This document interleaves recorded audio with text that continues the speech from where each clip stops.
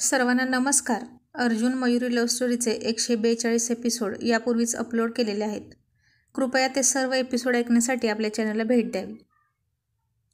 आता सगळे चैतन्याची हळद करून स्वतःही हळद खेळून घरी येतात. लता मयुरी पुढे निघून जातात आणि सचिन म्हणाला, अर्जुन तू गाडी पार्क करून ये. अर्जुन म्हणाला, का? तुला काय प्रॉब्लेम आहे का? अरे इथून मला आत घालता येत नाही. उगीच टच झाली तर? तुला सवय आहे, तूच घालात, तुला व्यवस्थित जमेल. आणि अर्जुनराव पुन्हा चावटपणा करत म्हणाले, मला येतं बाबा घालता. मला घालता येत नाही असं होणारच नाही. पण तुला इथे नाही घालता येत, मग तिथं कसा घालतोस भाड्या? तेव्हा नाही का टच व्हायची भीती वाटत तुला? आणि त्याचं हे इतकं चावट पण दुहेरी अर्थाचं बोलणं ऐकून सचिननं त्याच्या तोंडावर हात ठेवून बोंबलायची तयारी केली. पण बोंबलला मात्र नाही. आणि नशीब लता आणि मयुरी आत गेल्या होत्या, नाहीतर काही खरं नव्हतं. सचिन हसून म्हणाला, कुत्र्या, बोलताना जरी भान ठेवून बोलत जा की.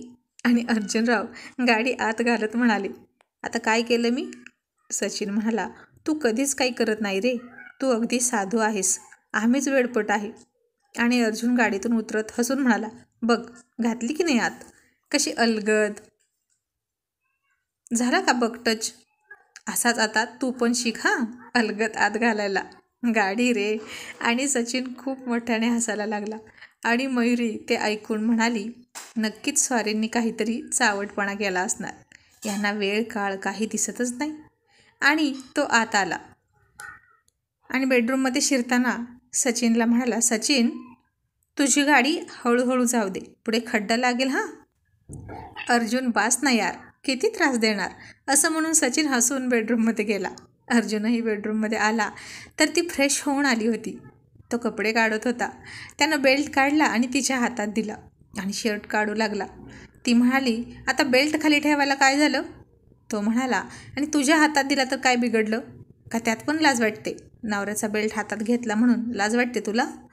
आणि तसा तिने त्याला सहजच लाडात येऊन हलकासा बेल्टचा फटका दिला. आणि अर्जुनराव हसून म्हणाले, चला आता बायकोनं सुरुवात केली म्हणजे मलाही मागे राहून चालणार नाही, आत्ता माझी बारी, असं म्हणून त्यानं तिच्या हातातून बेल्ट घेतला. तशी मयुरी घाबरली आणि रडक्या आवाजात म्हणाली, अर्जुनराव नको ना, अहो मी गंमत केली, खरं खरं नाही मारलं मी. मग तो म्हणाला, बायको अगं मग मी पण गंमतच करणार, खरं खरं नाही मारणार, खेळातल्यासारखं खोटं खोटं मारेन हां, ये. ती लांब पळत म्हणाली, प्लीज प्लीज नका ना, तुमचा फटका खूप लागतो, नका ना असं करू. अगं थोडंसंच फक्त, तूच सुरुवात केली की नाही, मी काहीतरी म्हणालो का? आता तो तिच्या जवळ आला आणि ती फार घाबरून डोळे मिटून उभी होती. कारण अर्जुनचा फटका म्हणजे तासभर तरी जागा बहिर होते, पुरुषाची सुद्धा. मग लोण्यासारख्या नाजूक मयुरीचं काय होणार? आणि तिला असं घाबरलेलं पाहून त्यानं तिच्या भोवती बेल्ट टाकला आणि त्याच्याही भोवती, आणि बेल्ट लॉक केला. आता त्या दोघांची शरीरं बेल्टमध्ये बंद होती, एकमेकांच्या खूप खूप जवळ. आणि तिनं डोळे उघडले, पाहिलं तर त्याचं तोंड तिच्या तोंडाच्या अगदी जवळ. ती लाजून चूर चूर होऊन गेली. आता हा सीन तर 12 महिने 24 तास चालू असायचा त्यांच्यात. किसिंग सीन करताना कसलाच कंटाळा येत नव्हतं त्यांना. पण आत्ताचे अर्जुनराव, तेही बेडरूममधले, तिला जरा डॅशिंगच वाटले. तसा तो बेडरूममध्ये कधी डॅशिंग वागत नाही, नुसता एखाद्या मजनूसारखं, वेड्या लवरसारखं वागणं असतं स्वारींचं. आणि त्याचा हा लूक तिला फार फार आवडला. आणि हळूच लाजून म्हणाली, इश्य अर्जुनराव काढा ना. आणि अर्जुनराव तिच्या कानावर किस करत हळूच म्हणाले, मयुराणी अजून घातलंच नाही तर कसा काढू, आधी घालू तरी दे. आणि त्याच्या बोलण्यातला मार्मिक अर्थ कळून ती खूप खूप लाजली आणि हसून म्हणाली, किती हो फाजील तुम्ही, बेल्ट काढा असं म्हणाले मी. मग तो म्हणाला, बेल्ट काढला की तो तुझ्यावर पडणार, चालेल तुला? ती अगतिक होऊन म्हणाली, नका ना मारू मला, मी तुमच्यावर प्रेम करते की नाही. अच्छा म्हणून मला मारलंस का? ती म्हणाली, हो, मग माझं तर तुझ्यावर किती प्रेम आहे हे अख्ख्या जगाला माहीत आहे की. मग आता तितकंच मी पण तुला मारणार, असं म्हणून त्यानं बेल्ट काढला. आणि ती रडका चेहरा करून म्हणाली, मारा मारा मला, मी चेष्टा केली तर तुम्ही लगेच खरं मानलत. तुम्ही किती चेष्टा करता माझी, मी काहीतरी म्हणते का? आणि तिच्या डोळ्यात अश्रू आले. आणि त्यानं बेल्ट फेकून त्याच्या हाताचा विळखा तिच्या भोवती घातला आणि तिच्या केसातील मोगऱ्याचा सुगंध घेत म्हणाला, ए गजराबाई, अगं किती घाबरतेस, तुला सवय नाही ना नवऱ्याच्या माराची, म्हणून ना थोडी सवय असावी अगो, बरं असतं. आणि मी नव्हतो मारणार खरं खरं. ती मुसमुसत गाल फुगवून म्हणाली, तुम्ही खोटं खोटं मारलं तरी खूप दुखतं. आणि तो खूप हसला आणि म्हणाला, आणि खरोखर प्रेम करतो तेव्हा पण दुखतं? आणि ती हसून म्हणाली, नाही, तेव्हा गोड गोड वाटतं. आणि तो खूप हसायला लागला आणि म्हणाला, इतकी घाबरतेस मला तू? मग तू माझी अर्जुन स्टाईल स्पेशल हटके धुलाई बघितली तर काय होईल तुझं? ती म्हणाली, बघितली होती म्हणूनच राग आला होता तुमचा. अगं ते काहीच नव्हतं, ते पोरगं कोवळं होतं म्हणून त्याला फक्त झलक दाखवली मी आणि फक्त इंगा दाखवून घाबरवला आणि सोडून दिला. आणि ती तोंड वासून म्हणाली, म्हणजे तुम्ही याच्यापेक्षा जास्त मारत असता? तो म्हणाला, हो, अगदी टायरमध्ये घालूनच. अभिला विचार ना, त्याला पण समाचार दिला होता एकदा. आणि ती म्हणाली, नक्की कोण आहे हा माणूस? खरंच गुंड आहे की काय? गुंडांची फॅक्टरी तर नाही ना यांची? मी तर अजून बघितली पण नाही. एकदा गेलंच पाहिजे फॅक्टरीत. आणि तो म्हणाला, मग मला एकाच वाक्यात सांग, मी कसा वाटतो तुला? आणि ती म्हणाली, तसं अवघड आहे सांगणं, पण तुम्ही ना अर्जुनराव गुलाबाच्या फुलासारखा आहात, जे दिसायला खूप रुबाबदार असतं. बघितलं की त्याचा मोह होतो. त्याच्या थंडगार स्पर्शाने मन आणि शरीर शहारून जातं, प्रफुल्लित होतं आणि त्याच्या सुगंधाने अंगात तरतरी संचारते. त्याचा गुलकंद केला की गोड लागतो, तो खाल्ला की शरीरात गारवा निर्माण होतो. पण त्या गुलाबाचे काटेसुद्धा खूप टोचतात, कधीकधी रक्तबंबाळसुद्धा करतात. आणि तिच्या तोंडून त्याचं ते इतकं सुंदर वर्णन ऐकून अर्जुनराव खूप भारावून गेले आणि त्यानं तिला हसून मिठी मारली आणि एक शानदार किस करत आभार मानले आणि म्हणाले, आता मी जो आहे जसा आहे फक्त तुझाच आहे आणि तू फक्त माझीच. मग तो फ्रेश व्हायला गेला आणि ती झोपली. तो तिच्या जवळ आला आणि ती गोड बोलून म्हणाली, अर्जुनराव, खरं खरं सांगा, तो उंदीर कुठून आला हो तिथं? आणि तुम्ही मुद्दाम मला मिठी मारली हो ना? तो म्हणाला, वा ग वा, हे बरं आहे तुझं, उलटा चोर कोतवाल कोडाटे. अगं तूच आली ना मिठीत माझ्या, आणि मी तुझ्या मुठीत आहे की नाही? सगळे मला असेच चिडवत होते आणि म्हणत होते. मला तर खूप लाज वाटली. असं म्हणून त्यांनी चाळे करायला सुरुवात केली आणि म्हणाले, mu, may I come in? आणि ती खूप हसली आणि म्हणाली, गेट लॉस्ट, झोपा गप्प.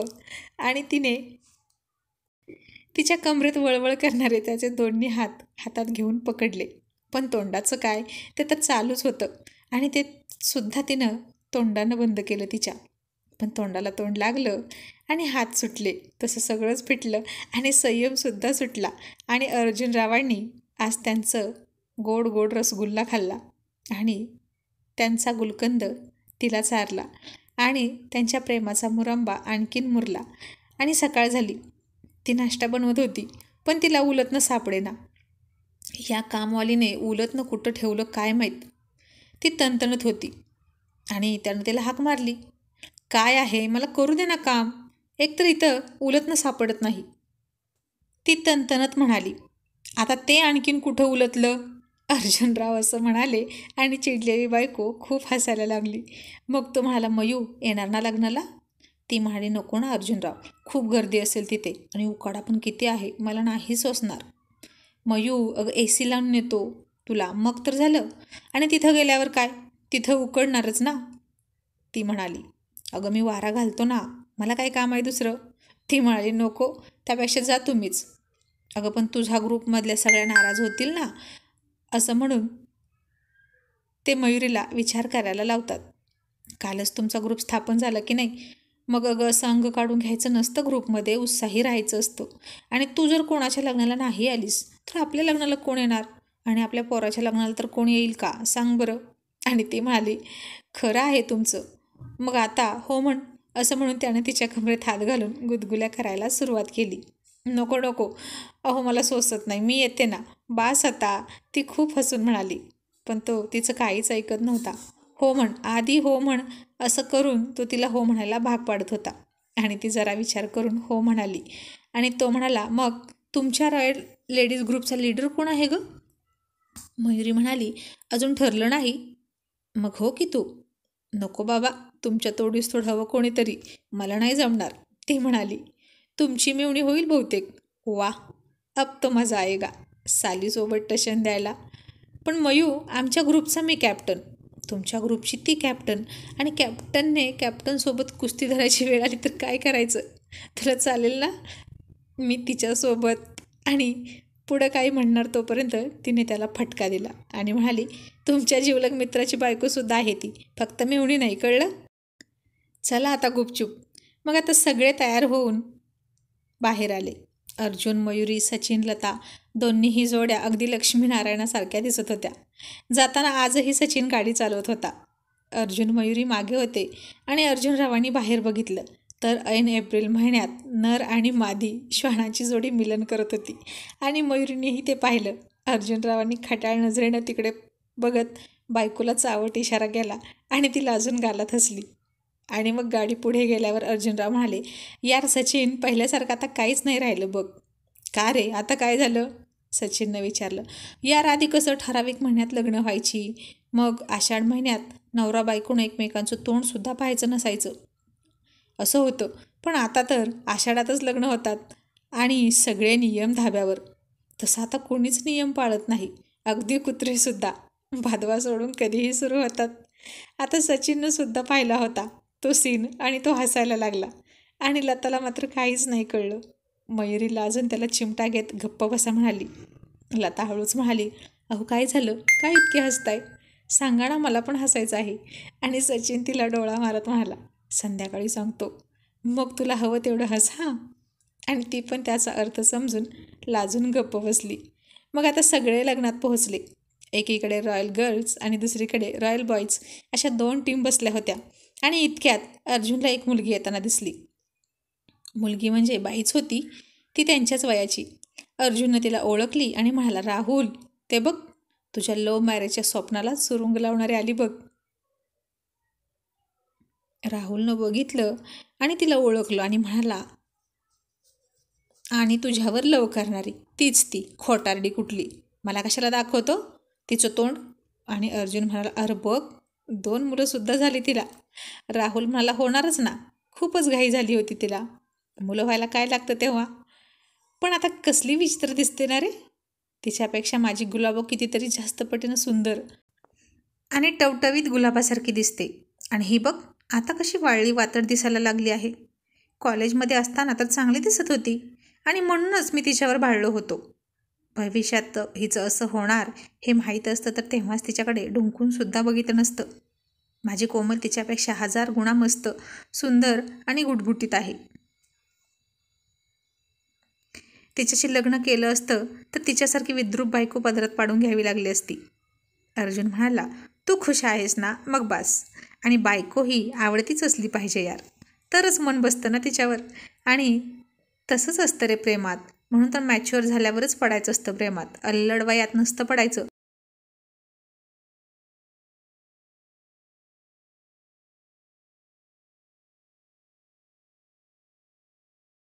दोघांपैकी एक जण तरी पोक्त पाहिजे.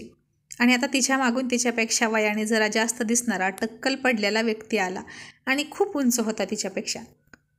तो तिचा नवरा वाटत होता. त्यांच्या बोलण्यावरून तरी असंच वाटत होतं. आणि राहुल फार हसला आणि म्हणाला, यार, मला आज खूप बरं वाटतंय, कारण तिने मला नाकारलं आणि टकला नवरा गळ्यात पाडून घेतला. ज्या मुली आपल्याला नकार देतात ना, आपल्या प्रेमाला नाकारतात, त्यांचे असे टकले नवरे बघून जे काही समाधान मिळतं ना, तुला काय सांगू अर्जुन. राहुल फार आनंदी होऊन म्हणत होता, फार हसत होता. आणि अर्जुन म्हणाला, राहुल्या, किती जळकूट आहेस रे तू. आणि राहुलनं आता मुद्दाम कोमलला बोलवून घेतलं. तिच्या शेजारी खेटून उभा राहिला. ती तर खूप लाजली. आता त्या मुलीने पाहावं म्हणून की माझी बायको किती छान आहे हे त्याला दाखवायचं होतं. आणि तिनं पाहिलं आणि कसनंसं तोंड करून गेली. मग राहुल म्हणाला, गुलाबो, निघ आता. आणि तिला तर काहीच कळत नव्हतं. ती म्हणाली, मग बोलावलं कशाला? राहुल म्हणाला, सांगतो हा रात्री. आणि ती लाजून पळाली. मग राहुल पुन्हा रॉयल ग्रुपला जॉईन झाला आणि म्हणाला, पण यार, ही इथं कशी काय? इतक्यात चैतन्य आला. चैतन्याला विचारल्यावर चैतन्य म्हणाला, तो माझा चुलत भाऊ आहे आणि त्यालाच दिली आहे ती. तिचं लग्न त्याच्याशी झालं आहे. राहुलचं तरी पण तिच्याकडेच लक्ष होतं. आणि अर्जुन म्हणतो, सांगू कोमलला की ही तुझी क्रश होती म्हणून? दोघींची भेट घालून देऊ का? मग राहुल म्हणतो, मग मी पण मयुरी वहिनीला भेटण्यासाठी तुझ्या घरासमोर रांगच लावतो मुलींची, थांब. माझी एकच केस आहे, पण तुझ्या 100 तरी सहज असतील. अर्जुन म्हणाला, तिला सगळं माहीत आहे माझ्याबद्दल, मी कधी काही लपवून ठेवत नाही. आणि सचिन म्हणाला, अभि का नाही आला अजून? अर्जुन म्हणाला, त्याचा नवीन पोपट मिठू मिठू करत असेल ना, त्याला दाना घालत असेल तो, म्हणून उशीर लागत आहे. आणि सगळे हसायला लागले. आणि थोड्या वेळात लगेच चैतन्य गायब झाला. आणि सचिन म्हणाला, आता हा कुठे गेला? चैतन्य कुठं दिसेना. राहुल म्हणाला, बेनं गेलं वाटतं. पुन्हा एकदा गाणं म्हणायला. का ब्रेक डान्स करत बसला कुणास ठाऊक. सारखं सारखं चरत असतो. खायला पण दम नाही आणि जायला पण दम नाही. त्याला सारखी धार लागलेली असते. सचिन म्हणाला, आता त्याची धार बोथट करणारी आली ना, मग कळेल त्याला. खाण्यावर पण कंट्रोल आणि जाण्यावर पण कंट्रोल. आणि इतक्यात अभिसुद्धा आला. आणि कुठेतरी गेलेला चैतन्यसुद्धा आला. आणि राहुल अजून तसाच त्या मुलीकडे बघत होता. आणि म्हणाला, यार पण ती किती बुटकी आहे आणि हा किती उंच आहे. ती आहे 1.5 फुटी आणि हा 6 फूट तरी सहज भरेल. राहुल तर तिला जेवढं ठेवता येतील तेवढी नावं ठेवत होता. आणि त्याच्या अपमानाचा बदला घेऊन मनाचं समाधान करत होता. सचिन म्हणाला, आता या भाड्या बहुतेक PhDच करणार या दोघांवर. आता मीटरपट्टी घेऊन उंची मोजतो का त्यांची? आणि राहुल तोंडाला हात लावून फार विचार करत म्हणाला, तसं नाही रे सचिन, मला ना एक प्रश्न पडलाय. आणि अर्जुननं त्याच्याकडं थोडं डोकं तिरकं करून पाहिलं आणि म्हणाला, या बेण्याला प्रश्न पण पडतात? आणि शाळेत नाही कधी प्रश्न पडला जो इथं पडला? राहुल म्हणाला, पण हे यांचं रात्री कसं जुळत असेल रे? आणि सचिन काहीच न समजून म्हणाला, म्हणजे काय जुळवायचं? आणि अर्जुनराव म्हणाले, अरे तोंडाला तोंड जुळवायला गेलं की एकीकडे मिसमॅच होणार आणि तिकडे मॅच करायला गेलं की त्याचं तोंड वरतीच्या डोक्यावरून फुफाट्यात जाणार, दुसरं काय. आणि सगळे खूप खूप हसायला लागले. उंची जर सेम सेम नसेल तर असंच होणार ना. आणि अर्जुन म्हणाला, आपली जोडी फार खतरनाक, अगदी तोडीस तोड, परफेक्ट मॅचिंग. आणि चैतन्य म्हणाला, अरे राहुल, वाचलास तू भाड्या, हिच्यापासून 1 नंबरची कॅरेक्टरलेस आहे ही. आणि तो तिचा नवरा पण तसाच, 1000 लपडी बाहेर. मग त्यांचं कसं काय जुळलं? अर्जुन म्हणाला, जुळतं बाबा जुळतं. अशा लोकांचं एकमेकांशीच चांगलं जुळतं आणि त्यांचं चांगलंसुद्धा होतं. आपण काहीतरी पुण्य केलं म्हणून आपण वाचलो. शेवटी देवालाच काळजी की असली लोकं आपल्याला मिळत नाहीत, नाहीतर आयुष्य नरक होऊन जातं. आणि चैतन्य म्हणाला, अरे हडळीला मिळत नव्हता नवरा आणि झुटिंगाला मिळत नव्हती बायको, अशी यांची अवस्था. लग्नच होत नव्हतं. मग या दोघांनीच आपापसात जुळवून घेतलं. आणि आता रात्री कसं काय जुळवून घेत असतील कुणास ठाऊक. अर्जुन म्हणाला, रात्री जुळवून घेतलं म्हणूनच ती पिल्लं कडेवर आहेत की. आता या रॉयल बॉयजना चांगलाच मुद्दा मिळाला होता रवंत करायला. कोणावर काय बोलतील याचा काही नेम नाही. मग अर्जुनच्या लक्षात आला आणि म्हणाला, चैतन्य माकडा, इथं काय तू करतोयस? चैतन्य म्हणाला, मग मी कुठं जाऊ? आपला ग्रुप सोडून. गाढवा, लग्न आहे ना तुझं? हा मग अजून मुहूर्ताला वेळ आहे. अरे बेन्या, त्याआधी काय असतं का नाही? काहीच नाही, सगळं कसं निवांत आहे. आणि इतकी तयारी करून बसायला मी काही मुलगी आहे होय?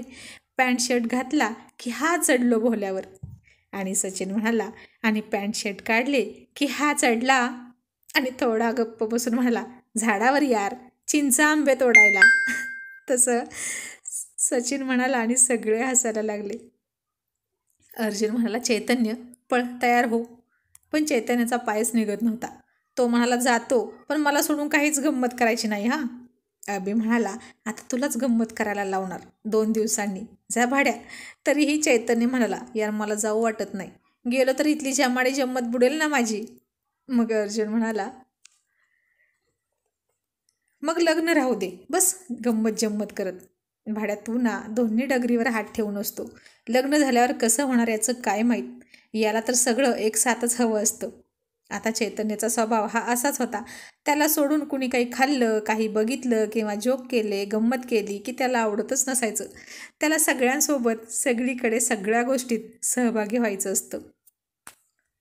आणि मग तो निघाला. राहुल म्हणाला, चैतन्य मेकअप कर छान. आधी फेअर अँड लवलीचा प्रायमर लाव, मग पावडरचे 2-3 हात थर दे. आणि चैतन्य म्हणाला, राहुल्या, मी काय तुझ्या इतका काळा नाही. अभि म्हणाला, चल जा आता, तुला मारुतीच्या पाया पडायला जायचं आहे ना. सचिन म्हणाला, यार मला एक कळत नाही, लग्न होण्याच्या अगोदर नवरदेवाला मारुतीच्या पाया पडायला का लावतात? आणि अर्जुन म्हणाला, कारण लहानपणापासून त्याच्यासारखे ब्रह्मचारी असतो ना, त्याचाच आधार असतो. आता लग्न करून त्याची साथ सोडून ब्रह्मचर्य सोडून आपण गृहस्थ आश्रम स्वीकारत असतो ना, त्याला शेवटचा रामराम करायला जायचं असतं. म्हणून मग राहुल म्हणाला, चैतन्य मेकअपवाली सांगितली की नाही? चैतन्य म्हणाला, मग तुम्ही कशासाठी आहात? फुकट खाणार की काय? चला माझा मेकअप करा आणि मला तयार करा. आणि मेघाची मेकअपवाली आहे, मी सांगितलं आहे तिला की येऊन मला पण थोडा मेकअप करून जा. तेवढेच पैसे वाचले यार. आणि मेघाची लिपस्टिक पण घेऊन येणार ना येताना ती तुला लावायला? गप्प बस आणि चल, असं म्हणून चैतन्य राहुलला आणि अभिला सोबत घेऊन गेला त्याची तयारी करायला. इकडे रॉयल लेडीज एका ठिकाणी शांत बसल्या होत्या. मयुरी म्हणाली, का गं कोमल, भाऊजींनी कशाला बोलवलं होतं? आणि मग ती म्हणाली, काय माहीत, जवळ बोलवलं, थोडा वेळ उभं राहिले, सारखे कुठेतरी बघत होते आणि मग पुन्हा म्हणाले, जा माघारी. आणि मग लता म्हणाली, मिताली उशीर का गं झाला तुला यायला? आम्हाला तर वाटलं की तू येतेस की नाही. मिताली म्हणाली, न येऊन काय करते? अभिनं खूप आग्रह केला, म्हणाला यायचं म्हणजे यायचं, नाहीतर मी तुझ्यासोबत कुठेच जाणार नाही. आणि आता सगळ्याजणी म्हणाल्या, आमचे हे सुद्धा असेच मला म्हणाले. आणि आता चैतन्याला घोड्यावर चढवलं आणि डान्स सुरू झाला. सगळेजण डान्स करत होते. सचिन आणि राहुलसुद्धा डान्स करायला गेले. अभि आणि अर्जुन मात्र बाजूला उभे राहिले. अर्जुनरावांना असला गर्दीतला डान्स वगैरे आवडत नाही. आज सगळ्या रॉयल बॉयजने सुद्धा खूप सिम्पल लुक केला होता. फुलबाह्यांचा शर्ट आणि पॅन्ट, ते सुद्धा इन शर्ट करून. त्याही लुकमध्ये सगळे खूप खास दिसत होते. त्यांच्या बायका मात्र फुल मेकअप करून नटल्या होत्या. कारण चैतन्याचा लुकच साधा आणि सिम्पल होता. तो सरकारी अधिकारी होता ना, त्याला शेरवाणी आणि झकपक नवरदेवासाठीचे कपडे आवडत नव्हते. त्याच्या प्रोफेशनला शोभतील असेच त्याने कपडे घातले होते. शेवटी लग्न काय कुठल्या तरी कपड्यावर होणारच ना. आणि असं म्हणून माकडानं पैसेसुद्धा वाचवले होते. ऑफिसमधले त्याच्या ओळखीचे बरेच जण लग्नाला आले होते. लग्नाचं स्वरूप साधंच होतं. आणि अर्जुन त्या नाचणाऱ्या ग्रुपला पाहत होता. आणि त्यानं पाहिलं की नाचताना एक मुलगा सारखा एका मुलीकडे बघत होता आणि वेगवेगळे हावभाव करत होता. अर्जुन म्हणतो, अभि ते बघ ना, किती चॅप्टर आहे बेनं. अभिला काहीच कळेना. तो म्हणाला, कुठे काय, अरे डान्स तर करतोय. अर्जुन म्हणाला, अरे वेगवेगळे गाणं रिमिक्स पद्धतीने लावत होते, पण याचा मात्र एकच ठेका आहे. आणि त्या मुलीला तो फोन नंबर देतोय त्याचा, बघ तरी. आणि अभिने व्यवस्थित पाहिलं तर तो मुलगा दोन्ही हाताची वेगवेगळी बोटं उभा करून डान्स करत होता. अर्जुन म्हणाला, अभि तू एक काम कर, तुझा मोबाईल काढ आणि मी सांगतो तो नंबर डायल कर, बघ कसा पकडतो की नाही त्याला.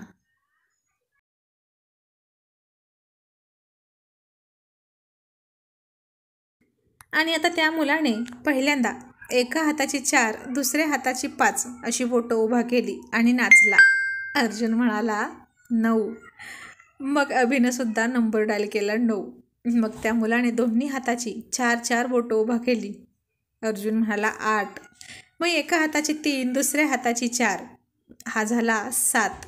मग दोन्ही हाताच्या मुठी झाकल्या आणि वर केले, हा झाला 0. मग त्यानं दोन्ही हाताचं एक बोट उंच केलं, हा झाला 2. मग त्यानं एक हात पाठीमागे घेतला आणि एकाच हाताची 5 बोटं वर नाचवली आणि ठेका धरला पायाचा, हा झाला 5. आणि शेवटी दोन्ही हात 2 वेळा 5ही बोटे वर करून नाचवले आणि हा झाला 10, 10. आणि नंबर तयार झाला 98, 70, 25, 10, 10.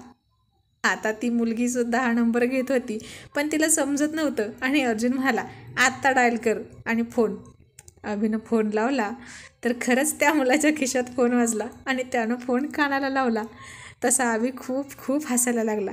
यार अर्जुन, कमाल आहे हा तुझी, भाड्या लव गुरु आहेस पक्का, पण कोणाच्या तावडीत सापडत नाहीस. अर्जुन म्हणाला, अरे मला प्रेमाचे फंडे चांगले जमतात आणि त्यातून कसं निष्ठायचं ते मार्गसुद्धा चांगलेच माहीत आहेत.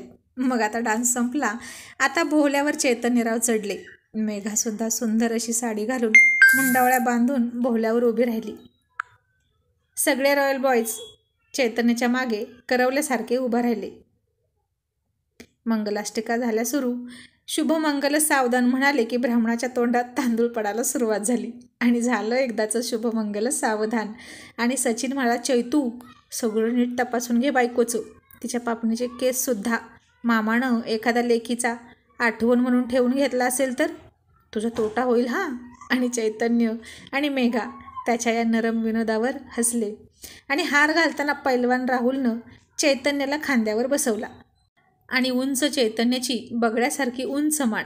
लता कोमलला कोपरखळी मारत म्हणाली, भारी आहे हां राहुल भाऊजी, मज्जा आहे तुझी. आणि कोमल म्हणाली, बोंबलाची मज्जा. सारखं सारखं उचलून मानगुटीवर आपटतात टोमणे मारून. मित्राला घेतील उचलून, पण बायकोला एकदाही नाही घेतलं. आणि मयुरी हसायला लागली.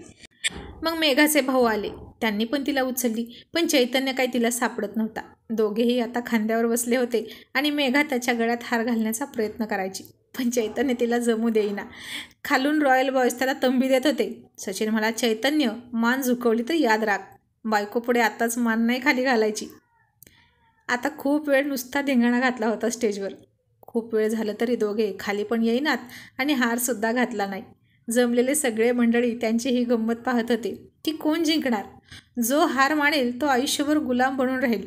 वरपक्ष आणि वधूपक्ष दोघेही हट्टाला पेटले होते. मग मयुरीने कोमलच्या कानात हळूच काहीतरी सांगितलं. कोमलने जाऊन मेघाच्या कानात सांगितलं आणि मेघा मांडी घालून खाली बसली. आणि खूप वेळ झालं चैतन्याला खांद्यावर घेऊन पैलवान राहुलसुद्धा दमला. ऊन इतकं होतं की त्यानं 2 ग्लास पाणी त्याच्या खांद्यावर बसूनच पिलं. आणि काही वेळानं चैतन्यसुद्धा झक मारत खाली उतरला आणि उभा राहिला. आणि पण आता मेघा उठे ना. आणि अर्जुनराव म्हणाले, बसा चैतन्य शेख, खाली बसा आणि करा काशी, घ्या घालून हार एकदाचा. तुम्हाला मानाने पान खाऊच वाटत नाही ना. साले तुला तर आत्ताच बायकोनं चितपट केला. खाल्लीस ना माती, म्हणून तर जास्त ताणायचं नसतं. आणि चैतन्य खाली बसला आणि मग मेघानं मांडी घालूनच त्याला हार घातला. दोघांनीही एकमेकांना हार घातला. आणि अर्जुनराव मनात म्हणाले, ही आमच्या खुडीचीच गांधीगिरी असणार. शांत बसून समोरच्याची आणि नवऱ्याची कशी जिरवायची हे तिलाच जमतं. आणि शांतीत क्रांती करून डाव जिंकून घेते. आमच्या वैवाहिक जीवनात नक्की हिनं मला जिंकून घेतलं आहे की मी हिला जिंकलं आहे कोणास ठाऊक, पण आम्ही दोघेही मेड फॉर इच अदर हे मात्र 1001% खरं आहे. असं मनात म्हणत अर्जुनराव बायकोकडे बघत गालात हसत होते. आणि इकडे रॉयल लेडीज कशी रॉयल बॉयची जिरली म्हणून आपापल्या नवऱ्याला ठेंगा दाखवत चिडवत होत्या. आणि मयुरी मात्र ठेंगा दाखवत नव्हती, कारण तिच्या मते संसारात कोणी हरत नसतो किंवा कोणी जिंकत नसतो. हरले तर दोघेही हरतो आणि जिंकले तर दोघेही जिंकतो. म्हणून तीही नुसती अर्जुनरावांकडे बघून हसत होती. आणि दोघांची नजरानजर होताच त्यानं तिला डोळा मारला आणि ती लाजून खाली बघायला लागली. आणि आता अशा प्रकारे चैतन्यरावांचं मेघा राणीसोबत लग्न झालं आणि सगळे त्याचा निरोप घेत होते. राहुल म्हणाला, ए चैतन्य, चल पाया पड जोडीनं. ए गप्प बस, नाही पडणार तुझ्या पाया, आणि जर पडलो तर 1000 रुपये द्यावे लागतील दोघांना. पाया पडण्याची पद्धत असते तशी. आणि राहुल म्हणाला, मग तू अभिजितचे पाय धर, तो तुला खूप डॉलर देईल. आणि एकच हशा पिकला.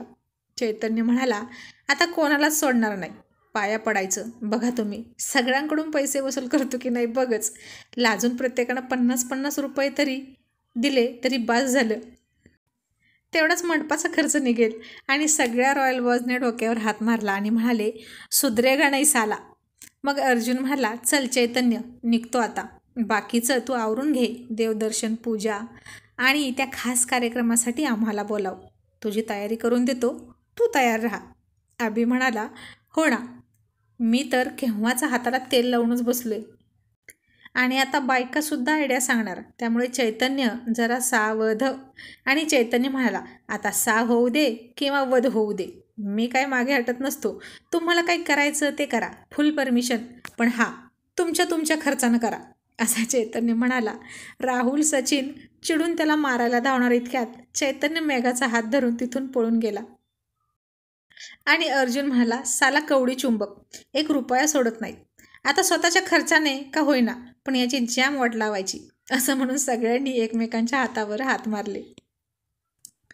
या कथेचे सगळे एपिसोड पाहण्यासाठी आणि ही कथा पहिल्यापासून ऐकण्यासाठी आपल्या मराठी चातुर्य कथा या चॅनलला भेट द्या. त्याची लिंक डिस्क्रिप्शन बॉक्समध्ये दिली आहे. थँक्यू.